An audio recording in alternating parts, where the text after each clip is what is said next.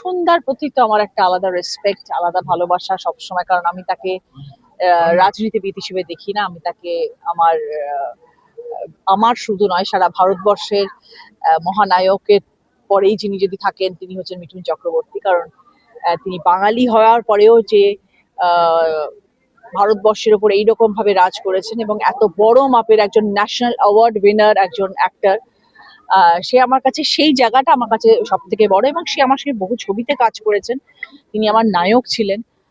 সেই জন্য আমি তাকে আলাদা রকম ভাবে অত্যন্ত রেসপেক্ট করি। মিঠুনদা আমার কাছে একটা সাংঘাতিক সম্মানীয় জায়গায় একটা, হতে পারে রাজনীতির জায়গায় উনি হয়তো আলাদা, আমি হয়তো আলাদা, ওনার রাজনীতি চিন্তা ভাবনা হয়তো আলাদা, আমার রাজনীতি চিন্তা ভাবনা হয়তো আলাদা, কিন্তু সেটা ছেড়ে দিয়ে যদি আমরা অন্যভাবে দেখি তাহলে আমি বলবো যে মিঠুনদা আমার কাছে ভীষণ ভীষণ ভালোবাসার একজন মানুষ।